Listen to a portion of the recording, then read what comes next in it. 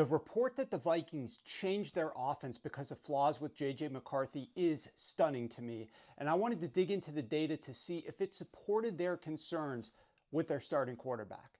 Surprising details emerged yesterday, according to The Athletic, that the Vikings intentionally removed most of their over-the-middle passing concepts to keep line of sight as simple as possible for J.J. McCarthy. Now, why is this so surprising? Well, because this literally was the strength of the Vikings offense in 2024 when they went 14-3. It was their backbone. In 2024, 50% of Sam Darnold's passes for the Vikings offense were thrown between the numbers. That ranked 19th highest out of 47 quarterbacks.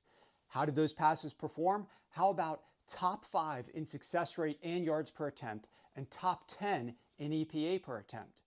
But apparently, McCarthy's performance on those passes was so much worse that the staff stripped elements of over-the-middle passing. So let's dig in.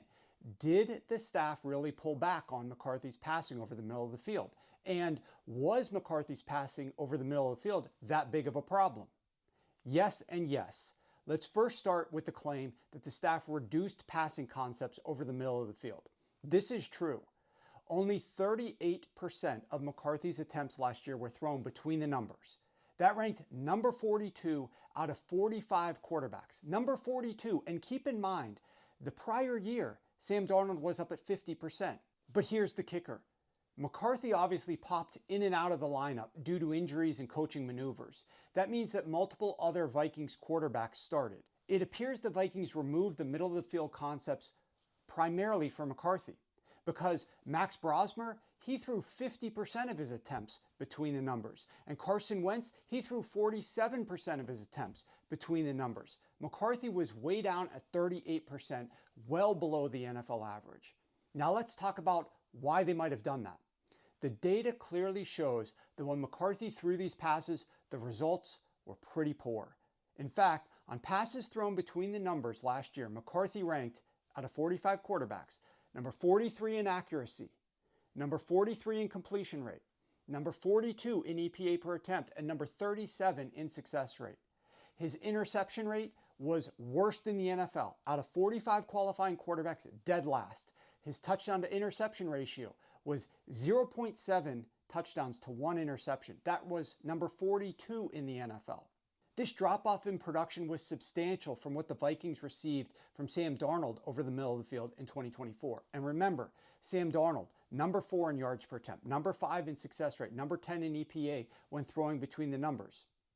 McCarthy's 7.1% interception rate, not only was it worse than the NFL, it was significantly worse than Sam Darnold's 2.0% in 2024. McCarthy's touchdown to interception ratio of 0.7 to 1, not only was number 42 in the NFL last year, was significantly worse than Sam Darnold's 2.8 to 1, which was top 10. Now, another key point of context to make here is that in 2024 with Darnold, these over-the-middle concepts were the very best part of the Vikings offense. They were more efficient throwing between the numbers than outside the numbers. So when the Vikings replaced Darnold with McCarthy, it had a massive impact. The very best part of their passing attack was reduced via volume, and it was crippled via near NFL worst efficiency from J.J. McCarthy. And it was so clearly an issue that the staff took note and intentionally removed these concepts from the offense. These very same concepts that led them to a 14-3 record in 2024 with Sam Darnold. Is there any sort of silver lining that can be had here? Well, the only thing that I can point to is that later on in the season, there was some improvement in these passes, but even that comes with a grain of salt.